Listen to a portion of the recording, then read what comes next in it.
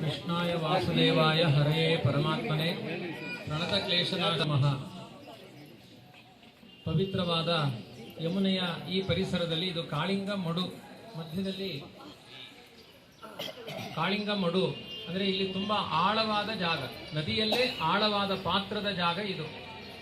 ಕೃಷ್ಣ ಪ್ರಾತಃ ಕಾಲದಲ್ಲಿ ತಾನು ಕಾಳಿಂಗನನ್ನ ಮರ್ದನ ಮಾಡಿ ಈ ಪರಿಸರದಲ್ಲಿ ಅವನ ವಿಷದಿಂದ ಎಲ್ಲ ಗೋವುಗಳಿಗೂ ಗೋಪಾಲ ಬಾಲಕರಿಗೂ ಜನಗಳಿಗೂ ಅಹಿತ ಉಂಟಾಗಿತ್ತು. ಅವನ ವಿಷ ಪರಿಸರಕ್ಕೆ ಹಾನಿ ಆಗ್ತಾ ಇತ್ತು. ಅದನ್ನು ಪರಿಹಾರ ಮಾಡಬೇಕು ಅಂತ ಕೃಷ್ಣ ಪ್ರತಿದಿನ ಗೋಪಾಲ ಬಾಲಕರ ಜೊತೆಗೆ ಬರ್ತಾ ಇದ್ದವನು ಏಕಾಕಿಯಾಗಿ ತಾನು ಒಬ್ಬನೇ ಕಾಲದಲ್ಲಿ ಒಬ್ಬನೇ ಬಂದಿದ್ದಾನೆ ಕೃಷ್ಣ. ಆ ಯಮುನೆಯನ್ನು ನಿರ್ಮಲ ಮಾಡಬೇಕು, ವಿಶೇಷವಾಗಿ ಭಕ್ತರಿಗೆಲ್ಲ ಅನುಗ್ರಹ ಮಾಡಬೇಕು ಅಂತ ಆ ಕೃಷ್ಣ ಪರಮಾತ್ಮ ತಾನು ಬಂದಾಗ ಒಂದು ಕಡಗದ ಮರವನ್ನ ಏರಿ ಅಲ್ಲಿಂದ ಮಡುವಿಗೆ ಧುಮುಕುತ್ತಾನೆ. ಆ ಸರ್ವೋತ್ತಮನಾದ ಕೃಷ್ಣನನ್ನು ಕೂಡ ಕಾಳಿಂಗ ಕಚ್ಚಲಿಕ್ಕೆ ಬರ್ತಾನೆ. ಕಾಳಿಂಗ ನಾಗಲೋಕದ ಶ್ರೇಷ್ಠನಾದ ಒಬ್ಬ ದೇವತೆಯೇ ಅವನು. ಆದರೂ ಕೂಡ ಕೃಷ್ಣನನ್ನು ಕಚ್ಚುವಂತಹ ಅಜ್ಞಾನ ಅವನಲ್ಲಿ ಯಾಕಿತ್ತು? ಇದರ ಬಗ್ಗೆ ಎಲ್ಲ ಸ್ವಾರಸ್ಯಕರವಾದ ಮಾತುಗಳಿಂದ ವ್ಯಾಖ್ಯಾನ ಮಾಡಿದವರು ಭಾವಿ ಸಮೀರ ವಾದಿರಾಜ ಗುರು ಸಾರ್ವಭೌಮರು. ಅವರ ಚಿಂತನೆಗಳೇನು ಅನ್ನುವುದನ್ನು ಅವರ ಸನ್ನಿಧಾನವನ್ನು ಹೊತ್ತುಕೊಂಡಿರುವಂತಹ ವಿಶ್ವಲಭತೀರ್ಥ ಶ್ರೀಪಾದರು ಕಾಳಿಂಗ ಯಾಕೆ ಕಚ್ಚಿದ ಕೃಷ್ಣನನ್ನ, ಅವನಲ್ಲಿರುವಂತಹ ಆ ದೋಷಗಳು ಏನು, ಅದಕ್ಕೆ ರಾಜರು ಕೊಟ್ಟ ವಿವರಣೆ ಏನು ಅನ್ನುವುದನ್ನು ಗುರುಗಳು ತಿಳಿಸಬೇಕು ಅಂತ ಪ್ರಾರ್ಥನೆ ಮಾಡಿಕೊಳ್ತಾ ಇದ್ದಾರೆ.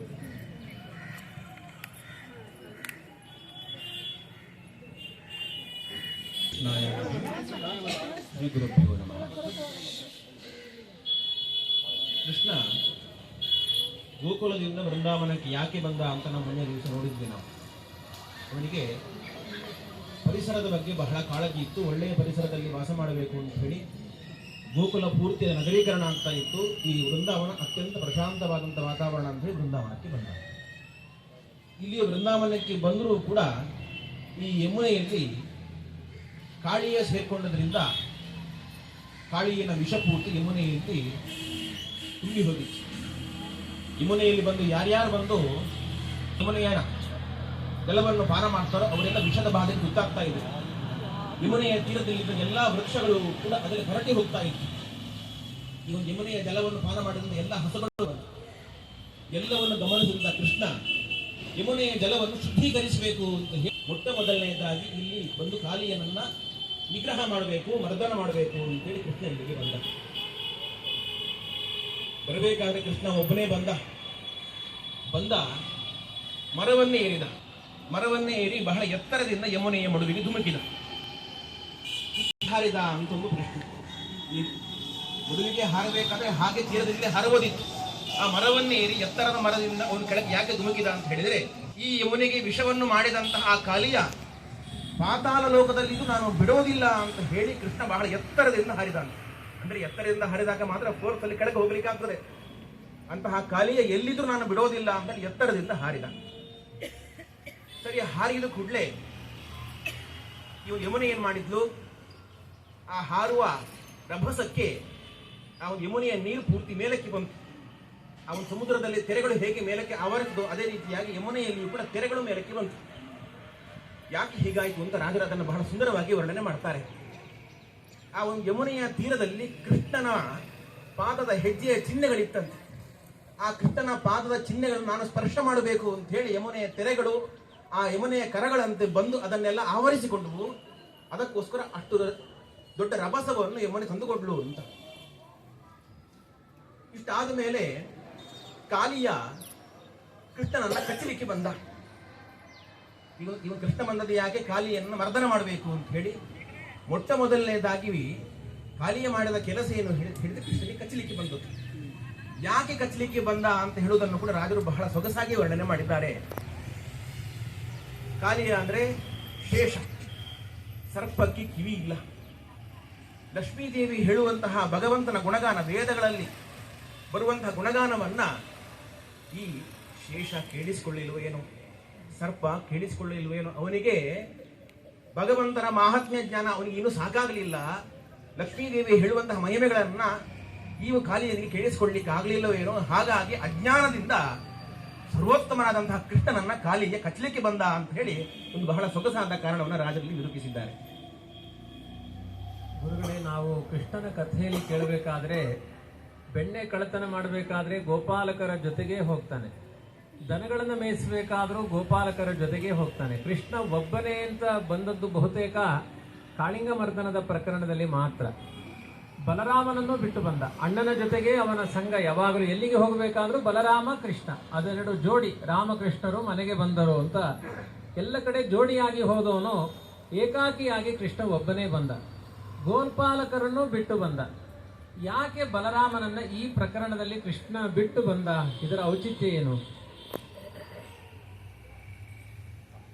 ಕಾಳಿಯನನ್ನು ನಿಗ್ರಹ ಮಾಡಬೇಕಾದ್ರೆ ಕೃಷ್ಣ ಒಬ್ಬನೇ ಬಂದ ಅಂತ, ಬಲರಾಮನನ್ನು ಬಿಟ್ಟು ಬಂದ. ಯಾಕೆ? ಮೂಲತಃ ಬಲರಾಮ ಯಾರು? ಶೇಷನ ಜಾತಿಗೆ ಸೇರಿದವನು ಕಾಳಿಯ. ಒಂದು ವೇಳೆ ಬಲರಾಮನನ್ನು ಕರೆದುಕೊಂಡು ಬಂದ್ರೆ ತನ್ನ ಜಾತಿಯವನು ಕಾಳಿಯ ಅಂತೇಳಿ ಬಲರಾಮ ಇದನ್ನು ತಡೀಬಹುದು. ಇಂತಹ ಕೆಲಸವನ್ನು ಮಾಡಬೇಡ ಕೃಷ್ಣ, ಬೇಡ ಅವನು ನಮ್ಮ ಜಾತಿಯವನು ಅಂತ ಜಾತಿ ಪ್ರೇಮ ಬಲರಾಮನಿಗೆ ಬರಬಹುದು ಅಂತೇಳಿ ಈ ದೃಷ್ಟಿಯಿಂದ ಕೃಷ್ಣ ಬಲರಾಮನನ್ನು ಬಿಟ್ಟು ಬಂದ, ತಾನೊಬ್ಬನೇ ಬಂದ. ಜೊತೆಯಲ್ಲಿ ನಂತರದಲ್ಲಿ ಕೃಷ್ಣ ಹಾರಿದ. ಕೃಷ್ಣ ಮಡುವಿಗೆ ಹಾರಿದ ಮೇಲೆ ಎಲ್ಲ ಗೋಪಾಲರಿಗೆ ಗೊತ್ತಾಯಿತು ಕೃಷ್ಣ ಹೋಗಿದ್ದಾನೆ, ಯಮುನೆಯ ಮಡುವಿಗೆ ಧುಮುಕಿದ್ದಾನೆ, ಏನೋ ಶಬ್ದ ಬರ್ತಾ ಉಂಟು ಅಂತ. ಬಲರಾಮನನ್ನು ಅನುಸರಿಸಿಕೊಂಡು ಎಲ್ಲ ಗೊಲ್ಲ ಬಾಲಕರು ಬರ್ತಾ ಇದ್ದಾರೆ. ಬರಬೇಕಾದ್ರೆ ಕೃಷ್ಣ ಯಾವ ದಾರಿಯಿಂದ ಹೋಗಿದ್ದಾನಂತ ನೋಡ್ಕೊಂಡು ಬರ್ತಾ ಇದ್ದಾರಂತೆ. ಕೃಷ್ಣನ ಪಾದ ಚಿಹ್ನೆಗಳನ್ನು ನೋಡ್ಕೊಂಡು ಬರ್ತಾ ಇದ್ದಾರೆ. ಆ ಪಾದ ಚಿಹ್ನೆಗಳಲ್ಲಿ ಧ್ವಜ, ವಜ್ರ, ಅಂಕುಶ ಚಿಹ್ನೆಗಳೆಲ್ಲ ಉಂಟು. ಈ ಚಿಹ್ನೆಗಳಿರುವಂತಹ ಎಲ್ಲಾ ಪಾದಗಳು ಕೂಡ ಅದು ಭಗವಂತನದ್ದೇ ಅಂತ ಹೇಳಿ ಅಂದುಕೊಂಡು ಬಲರಾಮನೇ ಸಹಿತನಾಗಿ ಎಲ್ಲ ಗೊಲ್ಲ ಬಾಲಕರು ಅದನ್ನು ಅನುಸರಿಸಿಕೊಂಡು ಬರ್ತಾ ಇದ್ದಾರೆ. ಯಾಕೆ ಹೀಗೆ? ಬಲರಾಮ ತೋರಿಸಿಕೊಡ್ತಾ ಇದ್ದಾನೆ. ಈ ಎಲ್ಲ ಜೀವರಾಶಿಗಳು ಕೂಡ ಮೋಕ್ಷಕ್ಕೆ ಹೋಗಬೇಕಾದ್ರೆ ಗರುಡ ಮಾರ್ಗ ಹಾಗೂ ಶೇಷ ಮಾರ್ಗ ಅಂತ ಉಂಟು. ಮೋಕ್ಷಕ್ಕೆ ಹೋಗುವ ದಾರಿಗಳು. ಕೆಲವು ಜೀವರಾಶಿಗಳು ಈ ಶೇಷ ಮಾರ್ಗದಲ್ಲಿಯೂ ಕೂಡ ಹೋಗಬೇಕು ಅನ್ನುವ ದೃಷ್ಟಿಯಿಂದ ಶೇಷನಾದಂತಹ ಬಲರಾಮನನ್ನು ಅನುಸರಿಸಿಕೊಂಡು ಎಲ್ಲ ಗೊಲ್ಲ ಬಾಲಕರು ಬರ್ತಾ ಇದ್ದಾರೆ ಏನೋ ಅಂತ ಅನಿಸ್ತಾ ಉಂಟು ಅಂತ ಹೇಳಿ ರಾಜರು ಈ ಒಂದು ಸಂದರ್ಭವನ್ನು ವರ್ಣನೆ ಮಾಡ್ತಾರೆ. ಗುರುಗಳು ನಮಗೆ ಹೇಳಿಕೊಟ್ರು. ಮೋಕ್ಷಕ್ಕೆ ಅವರು ಹೇಳಿದ ಕಾರಣ, ಎರಡು ಕಾರಣವನ್ನ ಗುರುಗಳು ತಿಳಿಸಿಕೊಟ್ಟಿದ್ದಾರೆ. ಒಂದು, ಗೋಪಾಲಕರನ್ನು ಬಿಟ್ಟು ಬಂದ, ಬಲರಾಮನೇ ಕರ್ಕೊಂಡು ಬರಲಿ. ಹೇಗೆ ಕರ್ಕೊಂಡು ಬರಬೇಕು? ಕೃಷ್ಣನ ಪಾದದ ಚಿಹ್ನೆಯನ್ನ ಬಲರಾಮ ತೋರಿಸಿಕೊಂಡು ಗೋಪಾಲಕರನ್ನ ಕರ್ಕೊಂಡು ಬರಬೇಕು. ಮೋಕ್ಷಕ್ಕೆ ಹೋಗಬೇಕಾದ್ರೆ ಎಲ್ಲ ಜೀವರಾಶಿಗಳಿಗೂ ನಿಯಾಮಕನಾದ ಬಲರಾಮ, ಶೇಷದೇವರು ಮುಕ್ತಾತ್ಮರನ್ನ ಭಗವಂತನ ಚಿಂತನೆಯನ್ನು ಮಾಡಿಸ್ತಾ ಕರ್ಕೊಂಡು ಹೋಗ್ತಾರೆ ಅಂತ ಆಧ್ಯಾತ್ಮಿಕ ಸಂದೇಶದ ಹಿನ್ನೆಲೆಯಲ್ಲಿ ಗೋಪಾಲಕರನ್ನು ಬಿಟ್ಟಿದ್ದ, ಬಲರಾಮನನ್ನು ಬಿಟ್ಟಿದ್ದ ಕೃಷ್ಣ ಅನ್ನುವ ಉತ್ತರವನ್ನ ಗುರುಗಳು ನಮ್ಮ ಪಾಲಿಗೆ ಕೊಟ್ಟಿದ್ದಾರೆ. ಇನ್ನು ಮುಂದೆ ಇಲ್ಲಿ ಪ್ರಶ್ನೆ. ಕೃಷ್ಣ ಯಾಕೆ ನರ್ತನ ಮಾಡಿದ? ಕಾಳಿಂಗನನ್ನ ಹಿಡಿದು ಎರಡು ಬಡದಿದ್ರೆ ಆಗಿತ್ತಪ್ಪ, ಕುಣಿದಿದ್ದೆ ಒಂದು ಕುಣಿದಿದ್ದೆ ಯಾಕೆ ಅಂತ ಒಂದು ಪ್ರಶ್ನೆ. ಅದರ ಜೊತೆಗೆ ಕಾಲಲ್ಲಿ ತುಳಿದಿದ್ದೆ ಯಾಕೆ? ಕೈಯಲ್ಲಿ ಹೊಡಿಬೋದಿತ್ತಪ್ಪ. ಎಷ್ಟೋ ಜನ ಹೆಡೆಗೆ ಹೊಡಿತಾರೆ, ಎಲ್ಲೂ ಕಾಲಲ್ಲಿ ತುಳಿಬಾರ್ದು. ಯಾವುದೇ ಪ್ರಾಣಿಗಳನ್ನು ಗೋರ್ನ ಪದ ಸ್ಪಷ್ಟವ್ಯ ಅಂತ ಯಾರನ್ನೂ ಕಾಲಿನಿಂದ ಮೆಟ್ಟಬಾರ್ದು. ಕಾಲಿಂದ ಯಾಕೆ ಕುಣಿದ? ಆ ಕಾಳಿಂಗನ ಮೇಲೆ ಕುಣಿಬೇಕೆ ಆಗುತ್ತೆ ಯಾಕೆ ಅಂತ ಇದಕ್ಕೆ ರಾಜರು ಕೊಟ್ಟ ಉತ್ತರಗಳೇನು? ಈ ಕಾಳಿಯನ ಮರ್ದನವನ್ನು ಮಾಡಬೇಕಾದ್ರೆ ಈಗ ಹಾಗೇ ಮಾಡಬಹುದಿತ್ತು. ಕೃಷ್ಣ ಯಾಕೆ ಕಾಳಿಯನ್ನ ಪಣದ ಮೇಲೆ ಕುಣಿದಾಡಿದ ಅಂತ ಒಂದು ಪ್ರಶ್ನೆಯನ್ನು ಮಾಡಿದರು ಆಚಾರ್ಯರು. ಯಾಕೆ ಅಂತ ಕೇಳಿದ್ರೆ, ಬಲರಾಮನನ್ನು ಅನುಸರಿಸಿಕೊಂಡು ಎಲ್ಲ ಗೊಲ್ಲ ಬಾಲಕರು ಬರ್ತಾ ಇದ್ದಾರೆ. ಕೃಷ್ಣ ಕಾಳಿಯನನ್ನು ನಿಗ್ರಹ ಮಾಡಬೇಕಾದ್ರೆ ತನ್ನ ಬಂಧು ಜನರನ್ನ, ತನ್ನ ಸ್ನೇಹಿತರನ್ನ ಕಂಡು ಕೃಷ್ಣನಿಗೆ ಸಂತೋಷ ಆಯ್ತಂತೆ. ಯಾವಾಗ ನಮಗೆ ನಮ್ಮವರನ್ನ ಕಂಡಾಗ ಸಂತೋಷ ಆದಾಗ ನಾವೆಲ್ಲ ಕುಣಿದು ಕುಪ್ಪಳಿಸ್ತೇವೆ, ನಮ್ಮವರು ಬಂದರು ಅಂತ. ಕೃಷ್ಣನಿಗೂ ಕೂಡ ಅದೇ ರೀತಿಯಾಗಿ ಭಾವನೆ ಹುಟ್ಟಿದಂತೆ, ನಮ್ಮವರು ಗೊಲ್ಲ ಬಾಲಕರು ಬಂದರು ಅಂತ ಹೇಳಿ ಕಂಡಾಕ್ಷಣ ಅವನಿಗೆ ಕುಣಿಲಿಕ್ಕೆ ಬೇರೆ ಜಾಗ ಸಿಗಲಿಲ್ಲ. ಆ ಕಾಳಿಯನ ಹೆಡೆಯ ಮೇಲೆ ಕುಣಿಲಿಕ್ಕೆ ಆರಂಭ ಮಾಡಿದ ಅಂತ ರಾಜರು ಒಂದು ಕಾರಣವನ್ನು ಕೊಡ್ತಾರೆ. ಮತ್ತೊಂದು ಪ್ರಶ್ನೆಯನ್ನು ಮಾಡಿದ್ರು, ಕಾಲಲ್ಲಿ ಯಾಕೆ ತುಳಿದದ್ದು ಅಂತ. ಈ ವಿಷವನ್ನು ಕಕ್ಕಿಸಬೇಕು ಅಂತ ಕೃಷ್ಣನಿಗೆ ಒಂದು ಇಚ್ಛೆ ಇತ್ತು, ವಿಷ ಪರಿಹಾರ ಮಾಡಬೇಕು ಕಾಳಿಯನದ್ದು ಅಂತ. ಸರಿ, ಹಾಗೆ ಕಾಲಲ್ಲಿ ಯಾಕೆ ಮೆಟ್ಟಬೇಕಿತ್ತು? ಭಗವಂತ ಯಾವಾಗಲೂ ಹೇಗೆ ಸಂಚಾರ ಮಾಡ್ತಾನೆ? ಈ ಒಂದು ಗರುಡನ ಹೆಗಲನ್ನು ಏರಿ ಸಂಚಾರ ಮಾಡ್ತಾನೆ. ಗರುಡನ ಮೇಲೆ ಸಂಚಾರವನ್ನು ಮಾಡಬೇಕಾದ್ರೆ ಆ ಭಗವಂತನ ಎರಡೂ ಪಾದಗಳನ್ನ ಗರುಡ ತನ್ನ ಎರಡು ಕೈಗಳಿಂದ ಹಿಡಿದುಕೊಂಡಿದ್ದಾನೆ. ಈಗ ನಮ್ಮಲ್ಲಿ ವಿಷವನ್ನು ಪರಿಹರಿಸುವವರು ಯಾರು ಹೇಳಿದ್ರೆ ಗರುಡ. ನೀವು ಗರುಡ ಮಂತ್ರವನ್ನು ಜಪ ಮಾಡಿದರೆ ಎಂತಹ ವಿಷಬಾಧೆಗಳಿದ್ರೂ ಕೂಡ ಪರಿಹಾರ ಆಗ್ತದೆ ಅಂತ ಉಂಟ. ವಿಷವನ್ನು ಪರಿಹರಿಸುವನು ಗರುಡ. ಹಾಗಾಗಿ ಗರುಡ ಭಗವಂತನ ಪಾದವನ್ನು ತನ್ನ ಕೈಯಲ್ಲಿ ಹಿಡಿದುಕೊಂಡಿದ್ದ. ಹಾಗಾಗಿ ಗರುಡನ ಸಂಪರ್ಕ ಇರುವಂತಹ ಭಗವಂತನ ಪಾದ ಅದು ಕಾಲಿಯನ ವಿಷವನ್ನು ಪರಿಹಾರ ಮಾಡಲಿಕ್ಕೆ ಸಮರ್ಥವಾಗಿದೆ ಅನ್ನುವ ದೃಷ್ಟಿಯಿಂದ ಭಗವಂತ ಕಾಲಲ್ಲಿ ಬಿಟ್ಟಿದ ಅಂತ ಹೇಳಿ ರಾಜನಿಗೆ ಕಾರಣವನ್ನು ಕೊಟ್ಟಿದ್ದಾರೆ. ಕಾಲಲ್ಲಿ ಮೆಟ್ಲಿಕ್ಕೆ ಕಾರಣ ಗರುಡನ ಹಸ್ತಸ್ಪರ್ಶ ಆಗಿತ್ತು. ಹಾಗಾಗಿ ವಿಷಬಾಧೆಯ ಪರಿಹಾರಕ್ಕೆ ಗರುಡನ ಚಿಹ್ನೆಗಳಿರುವ ಆ ಪಾದ ಬಹಳ ಶ್ರೇಷ್ಠವಾದ ಕಾರಣವಾಯಿತು ಅಂತ ತುಂಬ ಸಂತೋಷ ಆಯಿತು. ಆದರೆ ಕೃಷ್ಣ ಒಂದು ಹಾವನ್ನು ಹಿಡಿದು ಹೊಡಿಬೇಕಾದ್ರೆ, ಕುಣಿಬೇಕಾದ್ರೆ ಅದರ ಬಾಲವನ್ನು ತೆಗೆದು ಮಾತ್ರ ತನ್ನ ಭುಜದಲ್ಲಿ ಹಾಕ್ಕೊಂಡ. ಆ ಹೆಡೆಗಳಲ್ಲಿ ನರ್ತನ ಮಾಡ್ತಾ ಇದ್ದಾನೆ. ಆದರೆ ಒಂದು ಕಡೆಯಿಂದ ಪಾಪ ಪಾಪ ಅಂತ ಒಂದು ಕೆನ್ನೆಗೆ ಬೆಣ್ಣೆ ಹೆಚ್ಚೋದು, ಇನ್ನೊಂದು ಕೆನ್ನೆಗೆ ಕೆಪ್ಪೆಗೆ ಹೊಡೆಯೋದು, ಜೋರಾಗಿ ಬಿಸಿ ಕಾಯಿಸಿ ಹೊಡೆಯೋದು. ಕೃಷ್ಣ ಹಾಗೆ ಮಾಡಿದ್ದಾನೆ. ಒಂದು ಕಡೆಯಿಂದ ಬಾಲವನ್ನು ಮೆಲ್ಲ ಹೇಗೆ ನೀವು ಇದು ಅದನ್ನ ಒಂದು ಕಡೆಯಿಂದ ಕಾಲಿಂದ ತುಳಿಯೋದು. ಈ ತರ ಯಾಕೆ ಮಾಡಿದ ಅವನು? ಈ ಚೇಷ್ಟೆ ಯಾಕೆ? ಅವನು ಶತ್ರು ಅಂತ ಆದ್ಮೇಲೆ ಚಂದ ಬಡಿಬೋದಾಗಿತ್ತು, ಅದನ್ನು ಮಾಡಲಿಲ್ಲ. ಅಥವಾ ಮಿತ್ರ ಅಂತ ಅವನನ್ನು ಸನ್ಮಾನ ಮಾಡ್ಬೋದಾಗಿತ್ತು. ಕಾಲಿಂದ ತುಳಿತಾನೆ, ಕೈಯಿಂದ ಸನ್ಮಾನ ಮಾಡ್ತಾನೆ. ಇದೆಲ್ಲ ಈ ಕಲಿಯುಗದ ಜನರ ಪದ್ಧತಿ. ಎದುರುಗಡೆಯಿಂದ ಚಂದ ನಗ್ತಾರೆ, ಎದುರಿಂದ ಬಿಡಿ ಇಡ್ತಾರೆ. ಆ ಥರನೂ ಕೃಷ್ಣ ಮಾಡಿದ್ನ ಏನು? ಇಲ್ಲ, ನಮ್ಮ ಕೃಷ್ಣ ಅಂಥವನಲ್ಲ. ಅವನು ಆ ರೀತಿಯಾಗಿ ಪಕ್ಷಪಾತವನ್ನು ಮಾಡುವುದಿಲ್ಲ ಎಂದಿಗೂ ಕೂಡ. ಯಾರ್ಯಾರು ಅಪರಾಧವನ್ನು ಮಾಡಿದ್ದಾರೋ ಅವರಿಗೆಲ್ಲ ಖಂಡಿತ ಶಿಕ್ಷೆಯನ್ನು ಕೊಟ್ಟೇ ಕೊಡ್ತಾನೆ ಕೃಷ್ಣ. ಯಾರು ನಿರಪರಾಧಿಗಳು ಅಂತ ಇದ್ದಾರೋ, ಯಾರು ತಪ್ಪನ್ನು ಮಾಡಲಿಲ್ಲೋ ಅಂಥವರಿಗೆ ಎಂದಿಗೂ ಕೂಡ ಭಗವಂತ ಶಿಕ್ಷೆಯನ್ನು ಕೊಡುವುದೇ ಇಲ್ಲ. ನಮಗೇನಾದರೂ ಪೆಟ್ಟು ಬಿದ್ದಿದೆ ಎಂದರೆ ಆಚಾರ್ಯರೇ, ಏನೋ ನಾವು ತಪ್ಪು ಮಾಡಿದ್ದೇವೆ ಅಂತ ಅರ್ಥ. ಅದು ಕೆಲವೊಮ್ಮೆ ನಾವು ಮಾಡಿದ ತಪ್ಪು ನಮ್ಗೆ ಗೊತ್ತಿರೋದಿಲ್ಲ. ದೇವರು ಶಿಕ್ಷೆ ಕೊಡ್ತಾ ಇದ್ದಾನಂದ್ರೆ ನಮ್ಮದೇನೋ ಪ್ರಾರಬ್ಧ ಉಂಟು ಅಂತ ಅರ್ಥ. ಕಾಲಿಯನ ಪ್ರಸಂಗದಲ್ಲಿಯೂ ಕೂಡ ಹಾಗೆ ಅದನ್ನು ತೋರಿಸಿಕೊಡ್ತಾ ಇದ್ದಾನೆ ಜಗತ್ತಿಗೆ. ಹಿತಾಪರಾಧಂ ನನು ದಂಡದಾತ. ಯಾರ್ಯಾರು ಅಪರಾಧವನ್ನು ಮಾಡ್ತಾ ಇದ್ದಾರೋ ಅವರಿಗೆ ಮಾತ್ರ ನಾನು ದಂಡನೆಯನ್ನು ಕೊಡ್ತಾ ಇದ್ದೇನೆ ಅಂತ ಹೇಳಿ ಕೃಷ್ಣ ಆ ಫಣವನ್ನು, ಅವನ ಹೆಡೆಯನ್ನು ಮೆಟ್ಟಿದ, ಬಾಲವನ್ನು ಎತ್ತಿ ಹಿಡಿದ. ಯಾಕೆ? ವಿಷವನ್ನು ಕಕ್ಕಿದ್ದು ಯಾರು? ಕಾಲಿಯನ ಆ ಹೆಡೆಯ ಹೊರತು ಕಾಲಿಯನ ಬಾಲ ಅಲ್ಲಲ್ವಾ? ಹಾಗಾಗಿ ಅವ ಏನೂ ತಪ್ಪನ್ನು ಮಾಡದಿರುವಂತಹ ಬಾಲವನ್ನು ಎತ್ತಿ ಹಿಡಿದ. ಅವನ ತಪ್ಪನ್ನು ಮಾಡಿರುವಂತಹ ಕಾಲಿಯನ ಫಣವನ್ನು ಮೆಟ್ಟಿ ನಿಂತ ಅಂತ ಹೇಳಿ ರಾಜರು ಕಾರಣವನ್ನು ಕೊಡ್ತಾರೆ.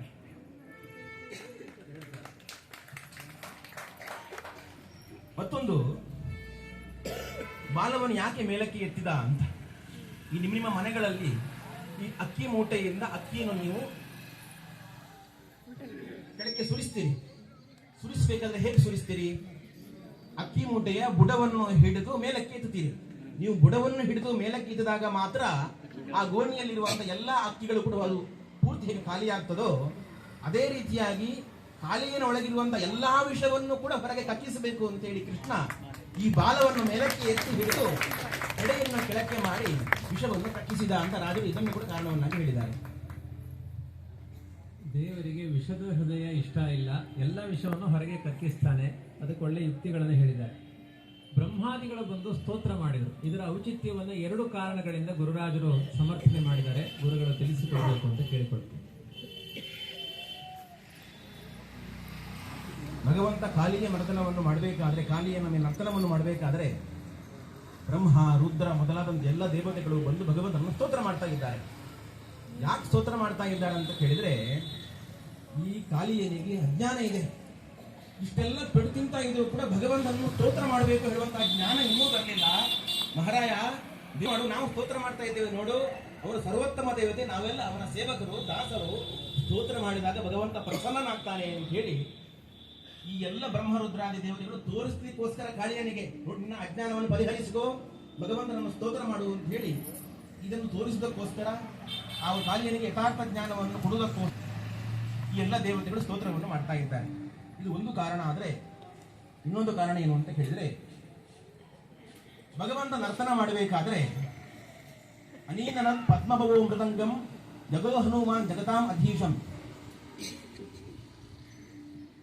ಅದರ್ಶಯ ತಾಳಗತಿ ಕಬರ್ತಿ ಅನರ್ಥ ಗೋಪಾಲಕ ಬಾಲಮೌಲಿಹಿ.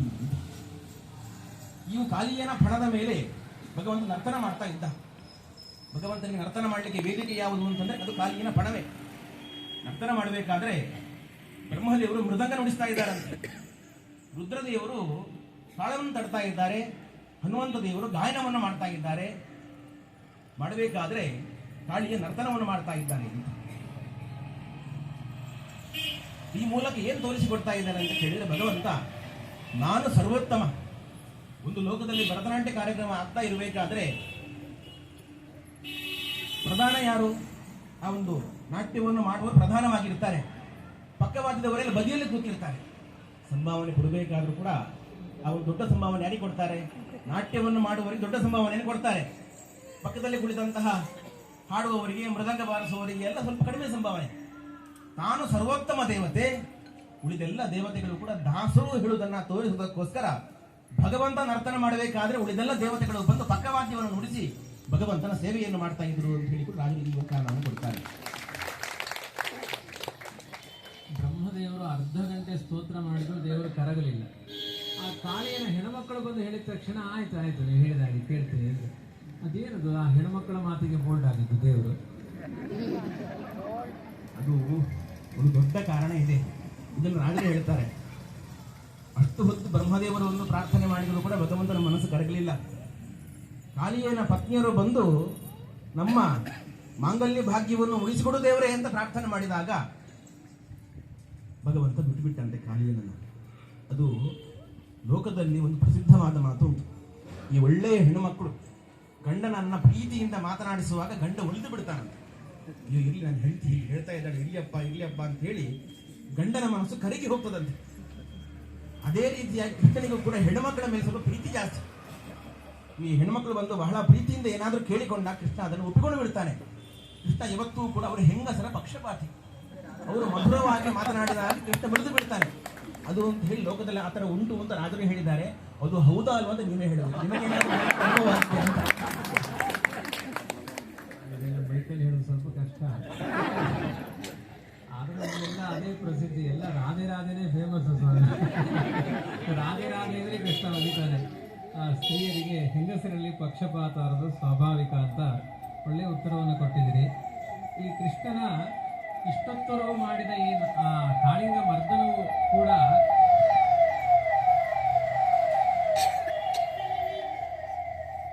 ಕಾಳಿಂಗನಿಗೆ ಸ್ವಲ್ಪ ಪೆಟ್ಟಾಯಿತು, ಅದಕ್ಕೆ ಆಂಬುಲೆನ್ಸ್ ಬಂತು ಕಾಣುತ್ತೆ. ಆದರೆ ಅದು ಅನುಗ್ರಹವೇ ಆಯಿತು, ಅವನಿಗೆ ಯಾವುದೇ ವೇದನೆ ಆಗಲಿಲ್ಲ ಅಂತ ಹೇಳಿದ. ಚೆನ್ನಾಗಿ ಕೆಪ್ಪಗೆ ಹೊಡೆದಕ್ಕೂ ಕೂಡ ಅದು ಅನುಗ್ರಹಕ್ಕೆ ಕಾರಣವಾಯಿತು ಅಂತ ರಾಜರ ಮಾತು. ದೇವರು ಏನು ಮಾಡಿದ್ರು ಅದು ಒಳ್ಳೆಯದಕ್ಕೆ ಆಗುತ್ತೆ. ನಂಬಿ ಕೆಟ್ಟವರಿಲ್ಲವೋ ರಂಗಯ್ಯನ ನಂಬದೆ ಕೆಟ್ಟರೆ ಕೆಡಲಿ ಅಂತ ದೇವರನ್ನ ನಂಬಿದ ಕಾಳಿಂಗ ಕೊನೆಗೆ ಅವನಿಗೆ ಒಳ್ಳೆಯದೇ ಆಯಿತು ಅಂತ.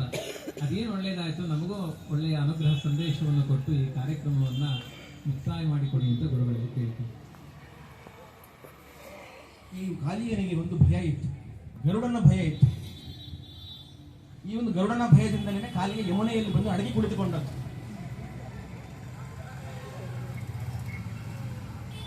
ಯಾವಾಗ ಭಗವಂತ ಬಂದು ಕಾಳಿಯನನ್ನು ಮೆಟ್ಟಿದ್ನೋ ಆ ಕಾಳಿಯನ ಹೆಡೆಯ ಮೇಲೆ ಭಗವಂತ ತನ್ನ ಪಾದ ಚಿಹ್ನೆಗಳನ್ನು ಮೂಡಿಸಿದ. ಅವನಿಗಿದ್ದಂತಹ ಭಯವನ್ನು ಪರಿಹರಿಸಿಕೊಟ್ಟ. ಇನ್ನು ಮೇಲೆ ನಿನಗೆ ಗರುಡನಿಂದ ಯಾವುದೇ ಭಯ ಇಲ್ಲ. ಎಲ್ಲೆಲ್ಲಿ ಭಗವಂತನ ಚಿಹ್ನೆಗಳಿರ್ತದೋ ಅಂಥವರನ್ನ ಎಂದಿಗೂ ಕೂಡ ಯಾರು ಕೂಡ ಮುಟ್ಲಿಕ್ಕೆ ಸಾಧ್ಯ ಇಲ್ಲ ಅನ್ನೋದನ್ನ ಕಾಳಿಯನ ವಿಷಯದಲ್ಲಿ ಭಗವಂತ ತೋರಿಸಿಕೊಡ್ತಾ ಇದ್ದಾನೆ. ನನ್ನ ಪಾದ ಚಿಹ್ನೆಗಳು ನಿನ್ನ ತಲೆಯ ಮೇಲೆ ಇದೆ, ನಿನಗೆ ಇನ್ನು ಮೇಲೆ ಗರುಡನಿಂದ ಭಯ ಇಲ್ಲ, ಹೆದರಬೇಡ ಅಂತ ಹೇಳಿ ಒಂದು ರೀತಿಯಲ್ಲಿ ಕಾಳಿಯನಿಗೆ ಸಂತೋಷಪಡಿಸಿದ ಭಗವಂತ. ಜೊತೆಯಲ್ಲಿ ರಾಜರು ಇನ್ನೊಂದು ಕಾರಣವನ್ನು ಹೇಳ್ತಾರೆ. ಈ ಒಂದು ರೀತಿಯಲ್ಲಿ ಕಾಳಿಯನು ಭಕ್ತನೇ, ಗರುಡನು ಭಕ್ತನೇ. ಈಗ ಇಬ್ಬರು ಭಕ್ತರನ್ನು ಸಮಾಧಾನ ಪಡಿಸಬೇಕು. ಈ ಕಾಳಿಯನಿಗೆ ಒಂದು ರೀತಿಯಲ್ಲಿ ಸಮಾಧಾನ ಪಡಿಸಿದ, ಈ ಒಂದು ರೀತಿಯಲ್ಲಿ ಇವನಿಗೆ ಸಮಾಧಾನ ಪಡಿಸಿದ. ಹಾಗೆ ಗರುಡನಿಗೆ ಬೇಸರ ಆಗಬಾರ್ದಲ್ವಾ? ಈಗ ನನ್ನನ್ನು ವಿರೋಧ ಮಾಡಿದವನು ಕಾಳಿಯ, ಹಾಗಾಗಿ ಅವನಿಗೆ ಮಾತ್ರ ಈ ರೀತಿ ಪಕ್ಷಪಾತ ಮಾಡಿದ ಭಗವಂತ ಅಂತ ಭಗವಂತ ತನ್ನ ಎಲ್ಲ ಭಕ್ತರನ್ನು ಒಂದೇ ರೀತಿಯಾಗಿ ನೋಡಬಹುದು. ಈ ಸಂದರ್ಭದಲ್ಲಿ ಗರುಡನಿಗೂ ಸಂತೋಷ ಆಯಿತು ಅಂತ ರಾಜರು ಹೇಳ್ತಾರೆ. ಸಂತೋಷ ಹೇಗಾಯಿತು ಅಂತಂದ್ರೆ, ಭಗವಂತ ಕಾಳಿಯನ ತಲೆ ಮೇಲೆ ಕುಳಿತು ನರ್ತನ ಮಾಡಿದ್ನಲ್ಲ, ಅವನಿಗೆ ಬಡದು ಹಾಕಿದ್ನಲ್ವಾ, ಗರುಡನಿಗೆ ಸಂತೋಷ ಆಯ್ತಂತೆ. ಅಂತೂ ನನ್ನ ಶತ್ರು ಪೆಡ್ತಿದ್ನಲ್ವಾ ಅಂತ ಹೇಳಿ ಹೀಗೆ ಭಗವಂತ ಎಲ್ಲ ರೀತಿಯಿಂದಲೂ ಕೂಡ ಈ ಪ್ರಸಂಗದಲ್ಲಿ ಯಾರ್ಯಾರು ಅಪರಾಧ ಮಾಡಿದ್ದಾರೆ ಅಂಥವರಿಗೆ ಮಾತ್ರ ಶಿಕ್ಷೆಯನ್ನು ಕೊಡ್ತೇನೆ. ಜೊತೆಯಲ್ಲಿ ಪರಿಸರವನ್ನು ಚೆನ್ನಾಗಿ ಇಟ್ಟುಕೊಳ್ಳಿ, ನೀರನ್ನು ಮಲಿನ ಮಾಡಬೇಡಿ, ಪರಿಸರವನ್ನು ಹಾಳು ಮಾಡಬೇಡಿ, ಶುದ್ಧವಾಗಿ ಇಡಿ. ಎಲ್ಲವೂ ಕೂಡ ಶುದ್ಧವಾದ ಪರಿಸರ ಇದ್ದಾಗ ಮಾತ್ರ ನಮಗೆ ಸ್ವಾಸ್ಥ್ಯ ಸಿಗಲಿಕ್ಕೆ ಸಾಧ್ಯ ಅನ್ನುವಂತಹ ಇದು ದೊಡ್ಡ ಸಂದೇಶವನ್ನು ಕಾಳಿಯ ಮರ್ದನದ ಪ್ರಸಂಗದಲ್ಲಿ ನಮಗೆಲ್ಲ ಭಗವಂತ ತೋರಿಸಿಕೊಟ್ಟಿದ್ದಾರೆ. ಅಷ್ಟು ಮಾತ್ರವಲ್ಲ, ಯಾರ್ಯಾರು ಈ ಒಂದು ಕಾಳಿಯ ಮಡುವಿನಲ್ಲಿ ಸ್ನಾನವನ್ನು ಮಾಡ್ತಾರೋ ಅಂಥವರಿಗೆ ಸರ್ಪದೋಷಗಳಿದ್ರೆ ಎಲ್ಲವನ್ನು ಕೂಡ ಪರಿಹಾರ ಮಾಡ್ತಾನೆ ಹೇಳುವಂತಹ ಒಂದು ದೊಡ್ಡ ಸಂದೇಶವನ್ನು ಭಗವಂತ ನೀಡಿದ್ದಾನೆ. ಶ್ರೀಕೃಷ್ಣಾರ್ಪಣ ವಸ್ತು.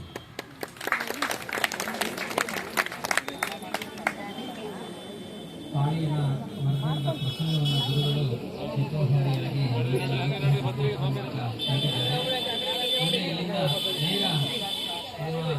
ಕೇಳಿಸ್ಕೊಳ್ಳಿ. ಮುಂದೆ ತೀರ್ಥ ಪ್ರಸಾದ ನೇರ ಅಲ್ಲಿಗೆ ಗೋಪಿನಾಥ ಭವನಕ್ಕೆ ನಾವು ತೆರಳಿ